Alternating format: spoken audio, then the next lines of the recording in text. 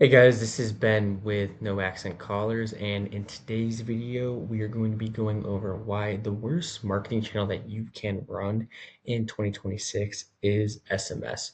So, for those who don't know, my name is Ben, one of the founders of No Accent Callers. Currently, we run a 400-person call center that is primarily focused in getting off-market direct-to-seller leads for real estate professionals. And first thing that I want to say is this is not going to be just I'm gonna say SMS is the worst just to shill cold calling because obviously that is our main service. But I see a lot of people who are leveraging SMS, and I think that it is actually the worst channel to leverage for a couple of reasons.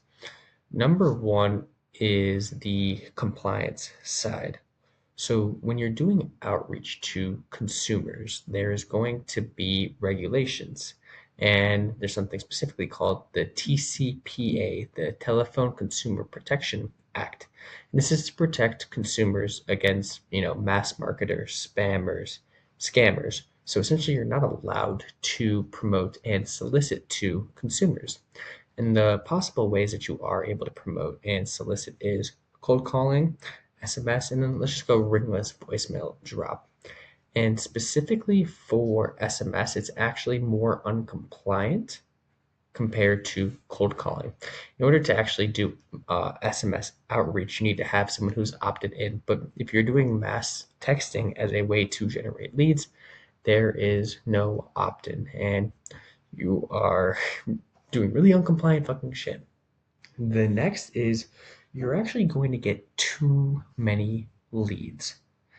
Well, Ben, too many leads, isn't that a good thing? It's actually a bad thing because if you see number three, you're going to have low intent leads. So think of marketing and sales like a spectrum. On the far left end, you have the most amount of leads at the lowest quality per lead. And on the far right of the spectrum, you have least amount of leads but highest quality. And SMS falls on the far left. So let's say you're sending 10,000 messages a day. Well, what is a lead defined as for SMS? It's going to be replying yes. So if you say, hey, do you want a cash offer on your house? And you get yes, let's say you send 10,000 of those today. Who doesn't want a cash offer on their house? So all of a sudden you have too many leads that are low intent. And what does that do? That bogs down your sales team. When your sales team is bogged down, one, the good leads, they're going to be slipping through the crack. But two, it's way smaller. And next thing you know, your pipeline is full of a bunch of garbage. Because another part of why these leads are so low intent is quality. So let's say you do mass texting, you send 1,000 texts for math's sake, and you get a 10% response rate. So technically 100 leads. Okay, out of those 100 leads, 80% of those are going to just be like, no, stop, opt out. So now you're left with 20 leads. Those are 20 leads who said yes. And then probably 85% of those leads just say yes. They want a cash offer and nothing else. But what is a really good lead? Hey, they want to sell, why they want to sell, how soon they want to sell, the condition of the property, the four pillars of motivation. So when you're just getting a bunch of leads that just say yes, you'll actually spend too much time focusing on the wrong type of leads, and your sales team is going to be bogged down. So that's where too many leads and low intent leads come from.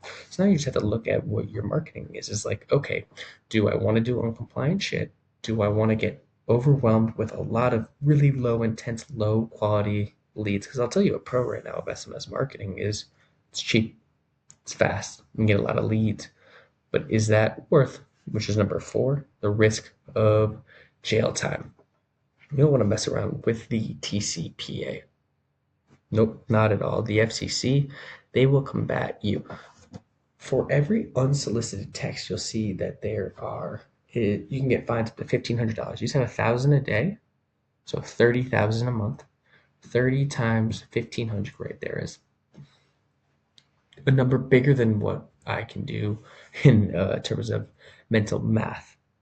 But it compounds over and over and over again. All it takes is one person to say, nope, I want to sue you. They start a class action, and next thing you know, you can be put in jail. And obviously, this is on really crazy size, but at this point, like, there's too many deals. There's too much money already to be doing stuff the uncompliant way. So this is why SMS is the worst marketing channel in 2020.